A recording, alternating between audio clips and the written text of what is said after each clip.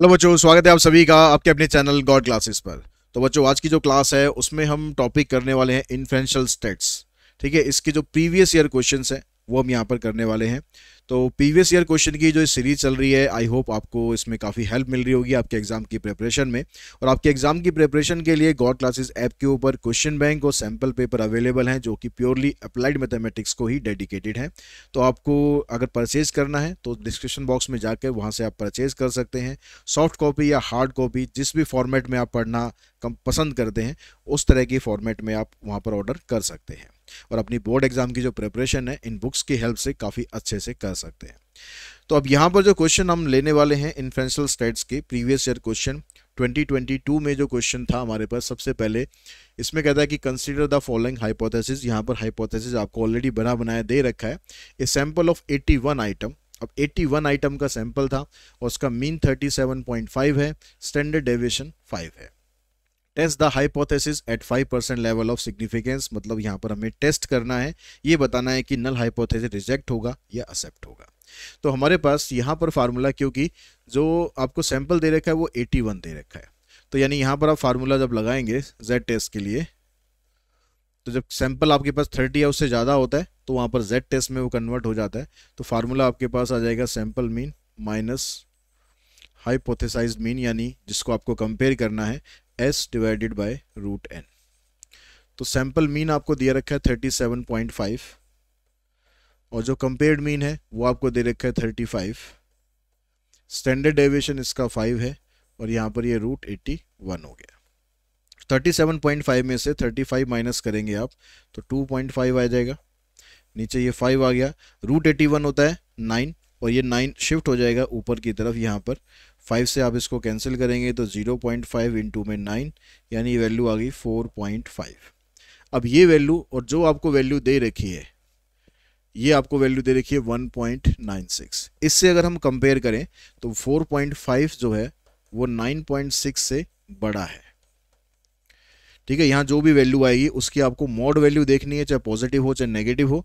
ये वाली वैल्यू 1.96 से बड़ी है, दैट मीन्स नल हाइपोथेसिस यहाँ पर हो जाता है रिजेक्ट। तो ये आपके पास क्वेश्चन था 2022 का। ठीक है, उसके बाद नेक्स्ट क्वेश्चन है हमारे पास। यहाँ पर कहता है कि 10 carton are taken at random from an automatic packing machine. The mean net weight of the 10 carton is 11.8। एन आपको दिया हुआ है 10 और जो मीन है हमें ये दे रखा है 11.8। स्टैंडर्ड डेविएशन दिया हुआ है 0.15।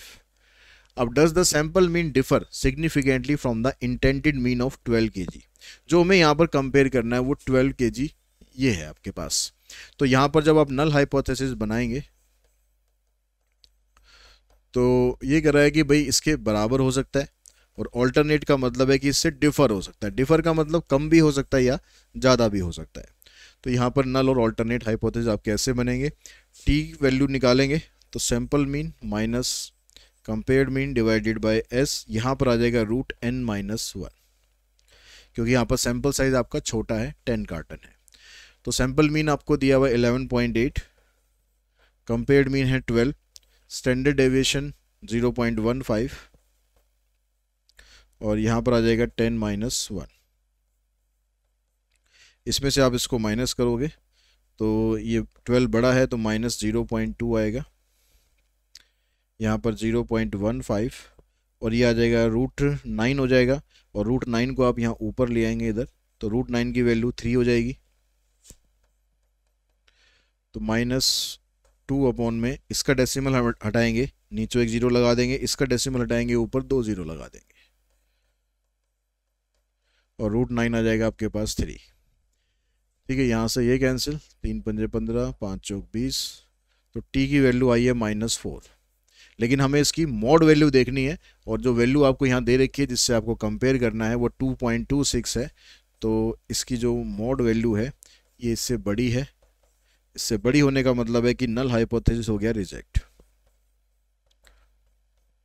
अब नल हाइपोथेसिस रिजेक्ट होने का मतलब है कि जो आप जिसको कंपेयर कर रहे थे उसका जो मीन है वो यहाँ पर जो इसे स्टेटमेंट में आपसे पूछा है तो आपको स्टेटमेंट में भी आंसर देना है कि does the sample mean differ significantly from the intended mean. तो हम लिखेंगे yes, yes sample mean differ significantly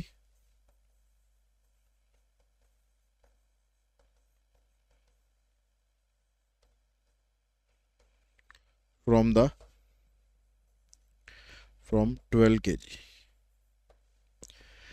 तो जैसा आपसे क्वेश्चन में पूछा गया ना, उस तरीके से आपको आंसर देना है, ठीक है।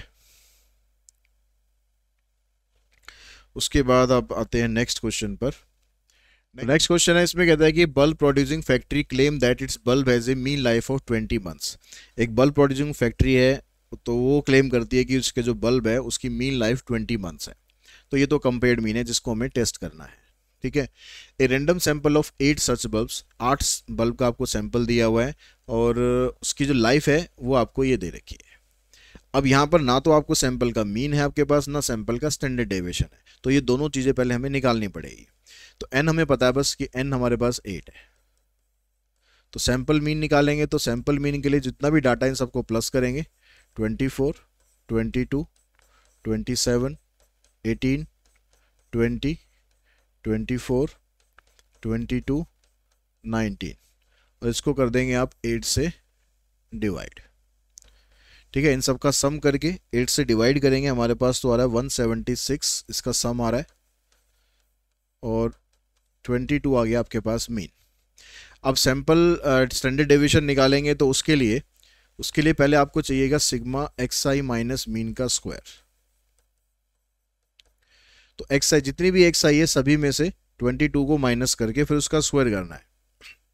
तो 24 में से 22 माइनस करेंगे 2 आ जाएगा, ठीक है, 2 का स्क्वायर। फिर 22 माइनस 22 0 हो जाएगा। 27 माइनस 22 करेंगे 5 आ गया। 18 माइनस 22 -4 आ जाएगा। फिर -2 आ गया, फिर +2 आ गया, फिर यहाँ से 0 आया और लास्ट में से आपके पास -3 आ गया। अब यहाँ पर देखो 4 ये और 25, 0 का स्क्वायर तो 0, इसको मत लिखो बेशक। यहाँ पर 16, इधर 4, 4 और 9, इन सब का टोटल कर लो। देखो 25 और ये 16 और 9, 25 ये हो गए और 25 ये हो गए, 50, 50 और 12 60 यानी 62। तो इसका टोटल बना आपके पास 62। अब आपको निकालना है इसका स्टैंडर्ड डेविएशन। तो स्टैंडर्ड डेविएशन का फार्मूला हो गया सिग्मा एक्स आई माइनस मीन का स्क्वायर डिवाइडेड बाय n। यहाँ पर अभी सैंपल का स्टैंडर्ड डेविएशन निकाल रहे हैं, एस्टिमेट वैल्यू नहीं निकाल रहे हैं, ठीक है, इसलिए आपको n यूज करना है, n-1 नहीं यहाँ पर अभी। तो अब आपको इसका टोटल मिल गया 62 डिवाइडेड बाय 8। तो इसको हमने काट लिया, काटने के बाद आएगा 2 3 6 31 अपॉन में 4, यानी 4 7 जा 28, फिर 4 7 जा 28, 4 5 जा 20, तो 7.75। अब 7.75 का स्क्वायर रूट अगर हम निकालते हैं तो ये बनता है हमारे पास 2.78। तो इस क्वेश्चन में आपको मीन और स्टैंडर्ड डेविएशन दोनों पहले निकालने पड़े। निकालने के बाद फिर हम यहाँ पर टी टेस्ट पे जाएंगे। तो अब यहाँ पर जो कंपेयर आपको करना है, कंपेयर करना है 20 मंथ्स को। तो अब यहाँ पर जब नल हाइपोथेसिस आप बनाओगे और ऑल्टरनेट हाइपोथेसिस बनाओगे, अब कंपनी कह रही है कि भाई हम जो क्लेम कर रहे हैं कि 20 मंथ्स तक हमारा जो कम से कम बल्ब जो है वो चलता है, तो उससे ज़्यादा भी चल रहा है तो कंपनी का क्लेम सही है ना। तो यानी नल हाइपोथेसिस में क्या आ जाएगा, ग्रेटर देन और इक्वल्स टू 20, और ऑल्टरनेट में आ जाएगा भाई इससे कम चलता है। तो इस तरह से आपको नल हाइपोथेसिस और ऑल्टरनेट बना दिए। अब आप टी वैल्यू निकालो।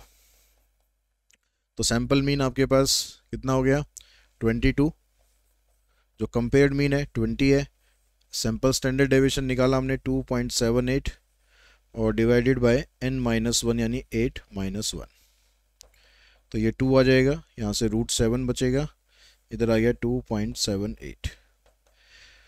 अब उसके बाद आपको √7 की वैल्यू निकालनी है। √7 की वैल्यू है 2.65 और इन दोनों को डिवाइड करके आपके पास ये बन रहा है 0.72, 2.65। अब इसकी जो कैलकुलेशन है इनको मल्टीप्लाई करना है, आपके पास आ जाएगा 1.908। अब यहाँ से देखो इसको हमें कंपेयर करना है कि इसको 2.36 को।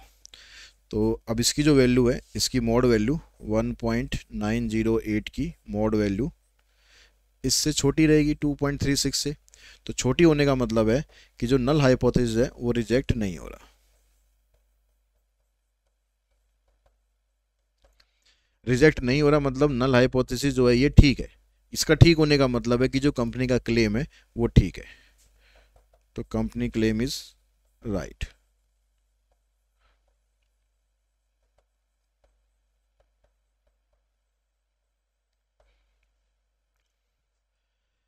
इसके बाद आते हैं हम नेक्स्ट क्वेश्चन पर। नेक्स्ट क्वेश्चन ये भी कंपार्टमेंट में क्वेश्चन था कि group of 5 patient treated with medicine A weight of this, a second group of 7 patient treated with medicine B weight this, comment of the rejection of hypothesis with 5% level of significance. अब एक तो यहाँ पर ये दो अलग अलग group है, मतलब 2 सैंपल टेस्ट लगाना है। अब 2 सैंपल टेस्ट के लिए आपको यहाँ पर ना तो बस आपको n दे रखा है, ना तो मीन दे रखा है, ना स्टैंडर्ड डेविएशन दे रखा है। तो आपको मीन भी निकालना पड़ेगा, यहाँ पर स्टैंडर्ड डेविएशन भी निकालना पड़ेगा। तो मीन हमारे पास जो पहला ग्रुप है उसमें है n की वैल्यू 5, तो इसका मीन निकालेंगे 10, 8, 12, 6, 4 डिवाइडेड बाय 5 करेंगे। तो 12, 8, 20, 20 और 10 30 और 10 40, तो ये आ गया आपके पास 8। ठीक है, अब स्टैंडर्ड डेविएशन निकालने के लिए हम यहाँ पर वही निकालते हैं फिर सिग्मा xi माइनस मीन का स्क्वायर। ठीक है, बस इतना निकाल लो, इसमें आपको n की ज़रूरत नहीं पड़ेगी क्योंकि हमें 2 सैंपल टेस्ट निकालना है और सिग्मा xi माइनस मीन का हमें स्क्वायर उसमें चाहिए होता है। उसमें ये रूट भी नहीं चाहिएगा, तो रूट को भी आप बेशक हटा दो। अभी आगे बताता हूँ आपको फार्मूला कैसे यूज़ करना है। सिग्मा xi माइनस मीन का स्क्वायर ये निकाल लो। तो xi आपके पास 10 थी, 10 में से 8 माइनस करेंगे 2 आ गया, 8 minus 8 0, 12 minus 8 4, 6 minus 8 minus 2, 4 minus 8 minus 4। तो यहाँ से आ गया 4, यहाँ से आ गया 16, फिर यहाँ से 4 और यहाँ से 16, तो ये बन गया आपके पास 40। तो सिग्मा xi माइनस मीन का जो स्क्वायर है ये आपके पास बन गया 40। अब ऐसे ही आप फिर दूसरा जो सैंपल है N2, उसमें कितने आपके पास 7 पेशेंट है, इसका मीन निकाल लो।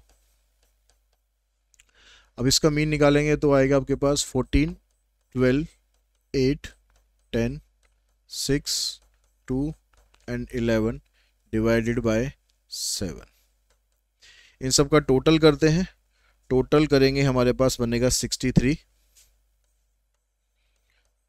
माइनस करेंगे आ जाएगा 9।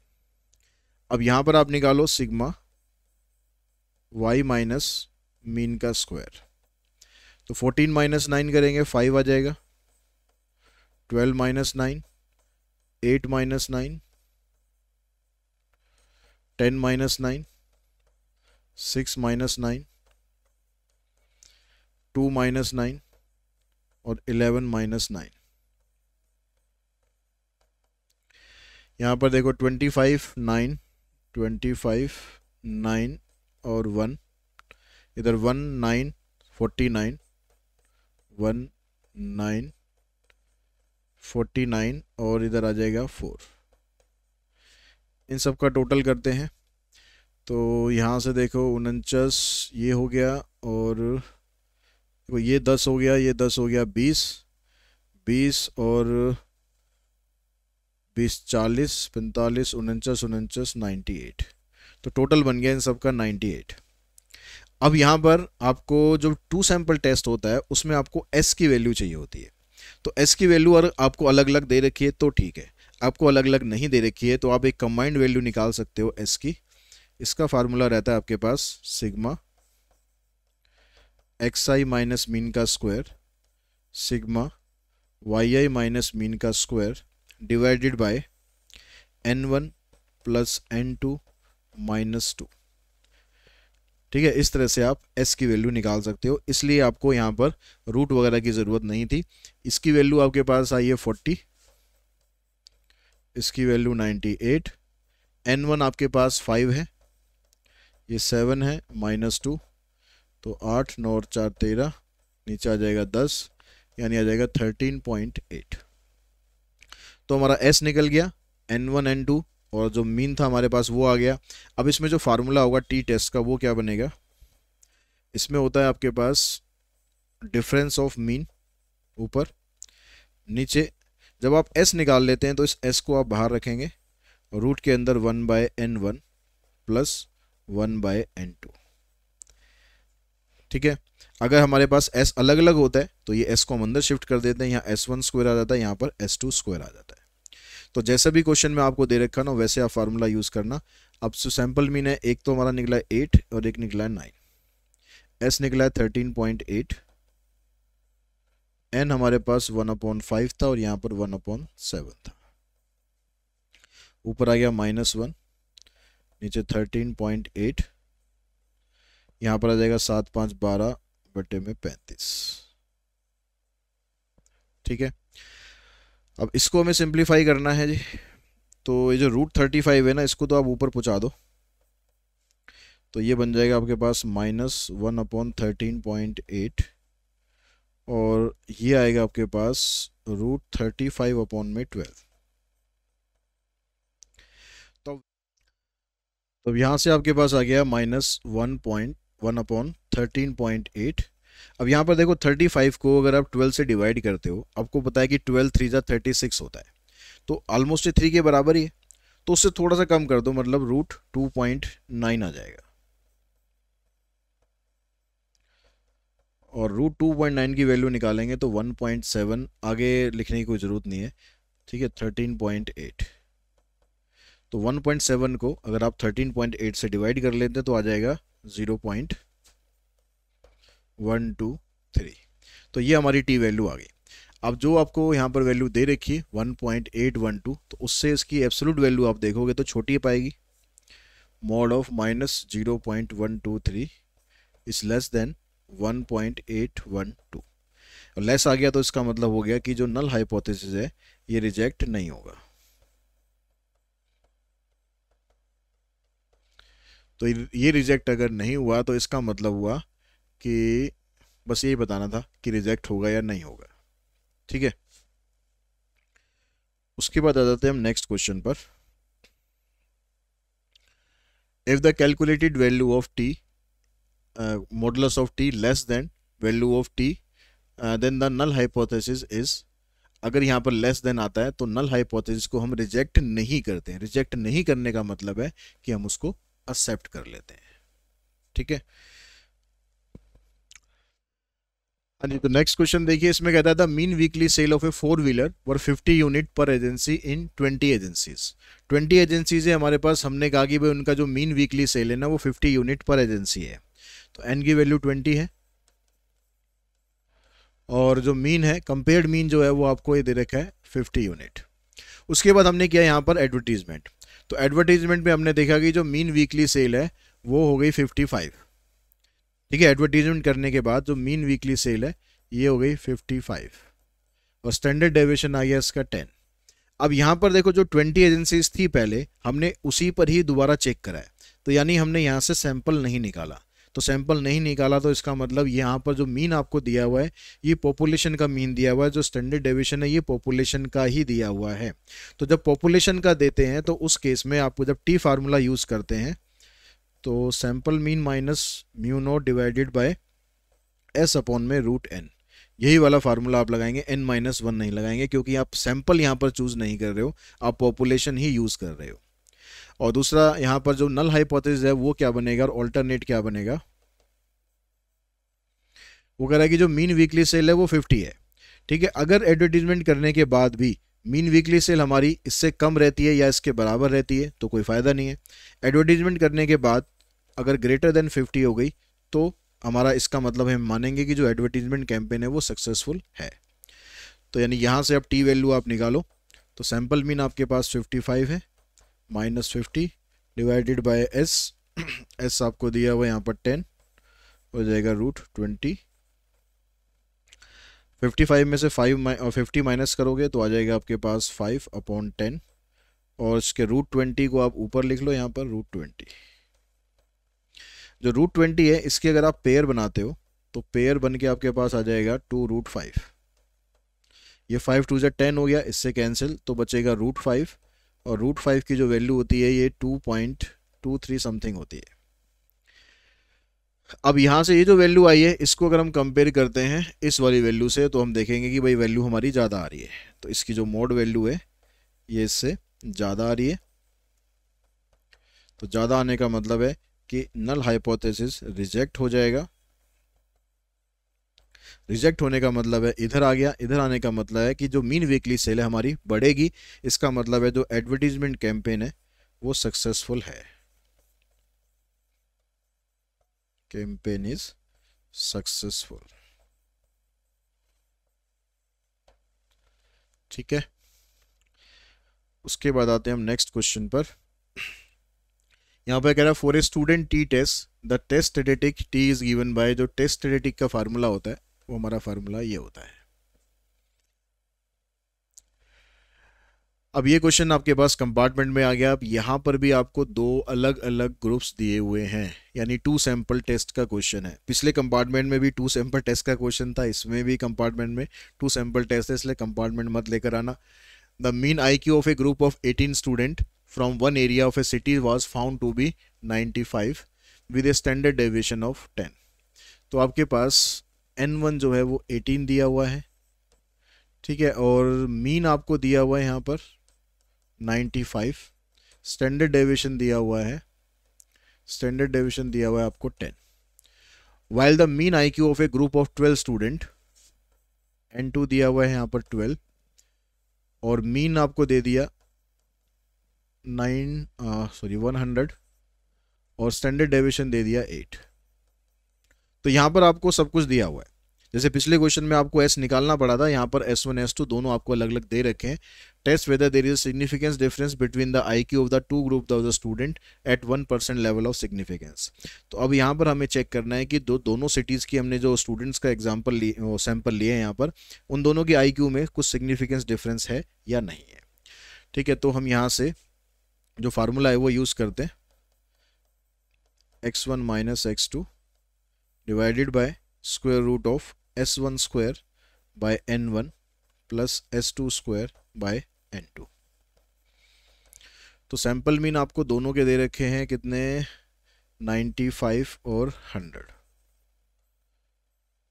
तो S1 स्क्वायर, S1 आपके पास है कितना 10, 10 का स्क्वायर करेंगे आ जाएगा 100 अपॉन में N1 आपके पास 18 है, S2 है 8, इसका स्क्वायर करेंगे 64, और इसमें N है आपके पास है 12।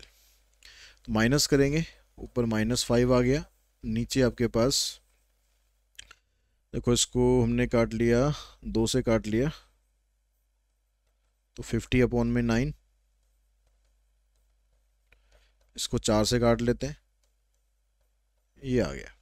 अब दोनों का डिनोमिनेटर अगर हम सेम कर लें तो सीधा सीधा सॉल्व हो जाएगा। तो डिनोमिनेटर सॉल्व सेम करने के लिए 3 से मल्टीप्लाई कर लेते हैं। तो ये 50 है और ये 16 3 जा 48 बन गया। तो 50 और 48 को ऐड करेंगे तो बन जाएगा 98 अपॉन में 9। तो इस 9 को ऊपर ले आते हैं तो बनेगा -5 √9 अपॉन में √98। अब जो √9 होता है उसकी वैल्यू तो आपको पता ही है कि भाई 3 हो जाएगी। 98 की अगर हम पेयर बनाएंगे तो ये होता है 49 2 जा 98 यानी 7√2। अब नीचे अगर ऐसे छोटा एक नंबर आ रहा है √2 तो आप इसको रैशनलाइज भी कर सकते हो। अब ये सॉल्व करने के ऊपर है कि आप सीधा √2 की वैल्यू निकालो, यहाँ पर √2 की वैल्यू निकाल कर इससे मल्टीप्लाई करो और फिर सबको सिंप्लीफाई कर दो। ऐसे भी कर सकते हैं, या फिर हम इसको ऐसे कर रहे हैं -15 अपॉन में 7, और ये जो √2 है इसको मैं ऐसे लिख ले रहा हूँ √2 इंटू में √2, इसको रैशनलाइज कर दिया। तो मेरे को फिर नीचे जो रूट में टर्म आएगी ना उससे मेरे को डिवाइड नहीं करना पड़ेगा, इतना बस फायदा होगा। -15 √2 की जो वैल्यू होती है 1.41 ले लो, नीचे आ जाएगा आपके पास 14। अब आपको 15 से इसको मल्टीप्लाई कर लेना है, 15 15 चौके 60 और 1 61 बचे 6, 15 और 6 21 डिवाइडेड बाय 14। 14 से इसको डिवाइड करेंगे तो 14 वन जा 14, तो 11 में से 4 गए 7, 71, 14 पंजे 70, एक बचेगा, 14 एकम 14, यानी 1.51 ये आपके पास वैल्यू आ रही है। ठीक है, अब इस वैल्यू को माइनस साइन के साथ आ रही है, इसको आप कंपेयर कर लेंगे किसके साथ, इस वाली वैल्यू के साथ। तो इसकी जो मॉड वैल्यू है -1.51, इसकी मॉड वैल्यू छोटी होगी इससे, तो छोटी होने का मतलब है कि जो नल हाइपोथेसिस है वो रिजेक्ट नहीं हो रहा। रिजेक्ट नहीं हो रहा नल हाइपोथेसिस का मतलब है कि दोनों जो स्टूडेंट थे, दोनों जो ग्रुप्स थे, उनके स्टूडेंट के बीच में आईक्यू में कुछ ज़्यादा डिफरेंस नहीं है। तो there is no significance difference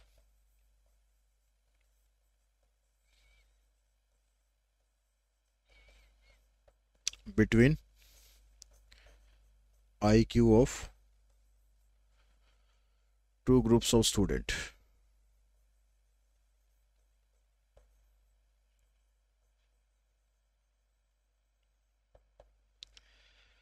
तो इस तरीके से आपको अपना आंसर देना है। और इसी क्वेश्चन के साथ ही हमारे जो ये इन्फ्रेंशियल स्टैट्स के क्वेश्चन थे वो यहाँ पर हम फिनिश करते हैं। आई होप आपको सारे क्वेश्चन अच्छे से समझ में आ गए होंगे, कहाँ पर स्पेशली कहाँ पर n यूज़ करना है, कहाँ पर n-1 यूज़ करना है। तो आज की इस वीडियो में इतना ही। Thanks to all of you.